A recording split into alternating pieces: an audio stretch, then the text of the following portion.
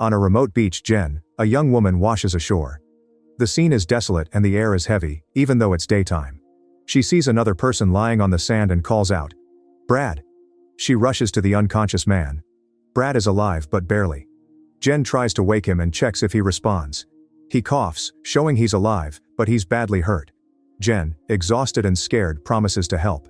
She finds a coconut to give him water, but Brad dies despite her efforts. Jenn, now completely alone, breathes heavily, overwhelmed by his death. Driven by the need to survive, she briefly leaves Brad's body to look for water, telling herself she needs to find some. As she walks through the tropical environment, she finds a box of matches for a fire, a book, and a bag. While searching the bag, she hears a bang, but it's just a bird. Later, the reality of her isolation sets in. She drags Brad's body away from the tide line. Without tools, she is forced to dig a grave in the sand using her hands and whatever debris she can find. She buries her companion, covering him with sand to pay her respects and prevent decomposition from attracting predators. The physical exertion leaves her panting and drained. The rain started coming down hard at night. The next day, Jenn begins to explore the interior of the island, which makes her find a baby shark outside the beach, and without hesitation, she makes it her breakfast. She moves through the crunching leaves, calling out, "Hello?" in the faint hope that others might be stranded there. She finds evidence that people lived there before. This suggests either that she isn't the first person stranded here or that the ocean currents naturally carry trash to this place, then goes to bury Brad's body. That evening, she succeeds in starting a fire and cooks a fish for dinner. The next day, she returns to where Brad's body was, but it has disappeared. This intensifies her fear of the island, and she prepares to defend herself by crafting a wooden weapon. As night falls, she repeats her usual routine and falls asleep, but the peace is shattered by a loud snap of a branch close by. Jenn gasps, her eyes darting into the darkness beyond the firelight. She hears panting that is not her own. Another snap echoes. She realized it was just the fire and went to sleep. The following day, she spotted a bag in the ocean and went to retrieve it. However, she discovered a large hole in the middle of the ocean. She then returned to the island to examine the bag and found a collection of clothes inside. As night falls, while Jenn checks on the picture, a plane flies overhead. She quickly grabs the flare gun, rushes to a clearing, and fires a flare into the sky. She screams, begging the plane to come back, pleading, "Please, please." The plane continues on its course, unaware of her presence. After the flare drops into the ocean, she spots a massive creature. She rushes to the island, retrieves her weapon, and finds a hiding place. A creature follows her, making strange predatory chittering sounds. Terrified, Jenn hides. She understands that the creature isn't simply wandering by, it's hunting, but she manages to survive. The following day, she urgently sought a way off the island. She devised a plan. Packing a survival kit into a suitcase, she tried using it as a makeshift boat. This attempt failed. Frustrated and angry, she went back to the island.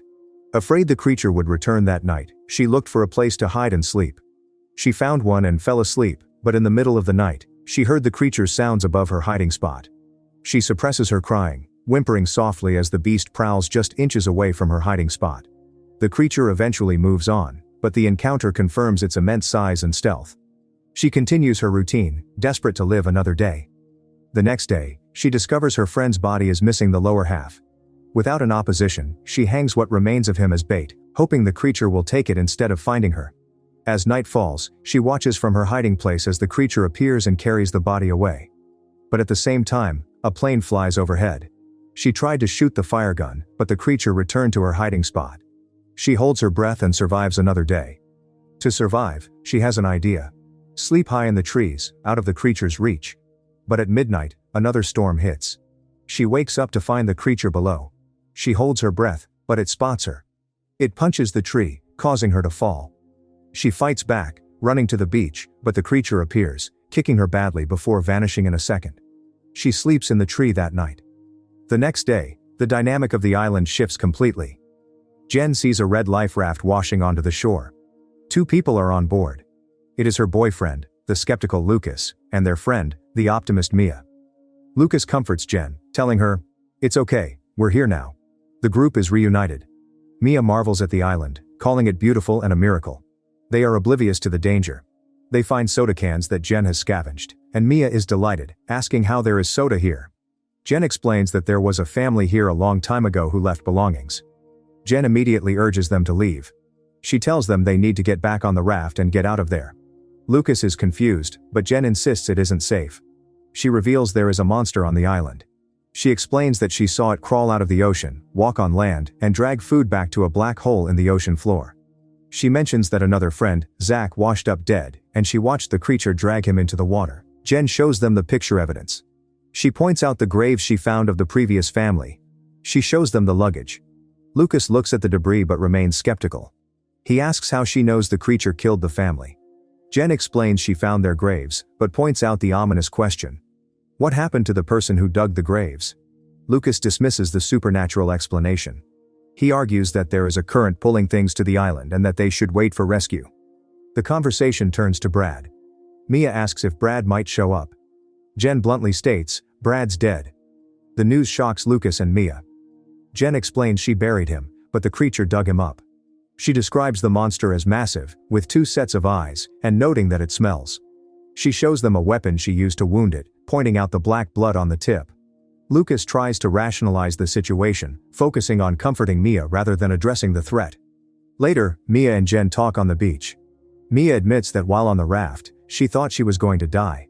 She confesses her main fear was embarrassment, that everyone back home was waiting for her to fail. Mia describes the silence of the open ocean as terrifying and states she would rather die on the raft than stay on the island, not understanding the true danger Jenn is warning her about. Jenn tells Lucas they should go west because she has seen planes flying that way. She knows it sounds odd, but she wants him to trust her. Lucas says they need to think about it, obviously stalling. Jenn ignores him and starts gathering food, ready to leave immediately. While she's preparing the food, she finds blood on Lucas's knife, making her suspicious. Jenn packs the raft with supplies, announcing they have enough for a week and need to load up. Lucas refuses to leave, arguing they're too weak to survive on the raft again and accusing Jenn of hallucinating due to isolation. Jenn, frustrated and scared of the night, tries to take the raft alone, but Lucas stops her. They struggle physically, with Lucas shouting for her to calm down while Jenn fights to escape. He drags her back to the campsite, where Mia knocks her out. As night falls, Jenn wakes up tied to a tree. Mia is watching over her. Jenn asks about Lucas's location. Mia replies that he's searching the area, and that they've been waiting in the dark for hours, but haven't seen any monster. Jenn becomes angry about being tied up. Mia apologizes, explaining she felt it necessary because Jenn had been hitting Lucas. Mia then suggests that Jenn might be imagining a monster as a way to deal with trauma, but Jenn denies that she's lying. Lucas returns from the woods. He claims he didn't see anything. Jenn argues the creature doesn't come from the trees but from the water. Lucas ignores this, focusing on making her feel safe by restraining her. He gaslights her, bringing up a past mugging incident where her memory was unreliable. He tells her she makes it hard to believe her. Lucas, kneeling by the tied-up Jenn, starts talking down to her. He claims she's always followed by bad luck, like a black cloud. He blames her for ruining the trip, saying the bad weather started when she became unhappy in their relationship. He accuses her of bringing trouble with her wherever she goes. Jenn pleads with him to free her, but he changes the subject to money. He asks her what she'll do if she goes home, since he's the one who pays for everything. He accuses her of trying to leave him to starve. Jenn answers that they won't starve, they'll be killed and dragged into a hole. Mia screams, interrupting the conversation. A creature has emerged and immediately attacks.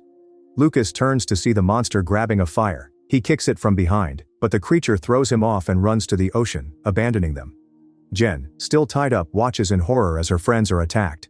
She frees herself and runs to Lucas, but Mia has been washed out to sea. Mia urges Lucas to leave her, and they manage to survive. The next morning, Lucas is scared, but Jenn reassures him that she didn't see him in the days. They prepare to leave, hauling the life raft to a safer location. However, the creature attacks in broad daylight, which contradicts Jenn's earlier belief that it only hunts at night. It grabs her leg and she screams, "Shit," while fighting back.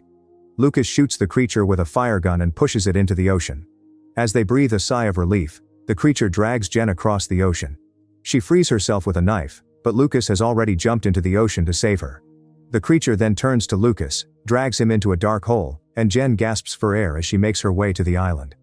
Knowing a final confrontation is inevitable, Jenn writes a letter. She narrates as she writes, hoping it serves as proof of what happened. She documents the deaths of Brad, Zach, Mia, and Lucas. She describes the monster in detail, taller than a man, fast in water, bleeding black blood. She writes that she is done running and hiding. She states, If you find this note, what's left of my body will either be on this island or deep in a hole off the west shore. She signs it, Jennifer Remming. As night arrives, Jenn prepares a trap. She constructs a large pile of wood and leaves in the middle of the clearing. To hide her scent and body heat, she covers herself with mud and leaves. She waits patiently. A creature emerges from the darkness, breathing heavily and prowling around, hissing and chittering. Jenn ignites a fire, using it to stab at the creature while staying hidden. She guides the creature toward her trap. As it attacks, she sets the surrounding brush on fire using the flare or the initial fire. Flames encircle them, disorienting the creature, but it remains focused on Jenn. A fierce physical fight ensues. Jenn fights with a spear and a knife.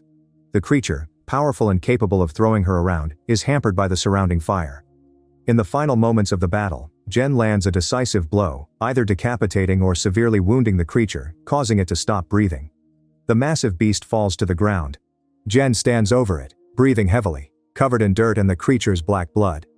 She doesn't stay to celebrate, she grabs the severed head of the creature as proof. Make sure to subscribe and turn on notifications so you can watch more videos like this. Thanks for watching.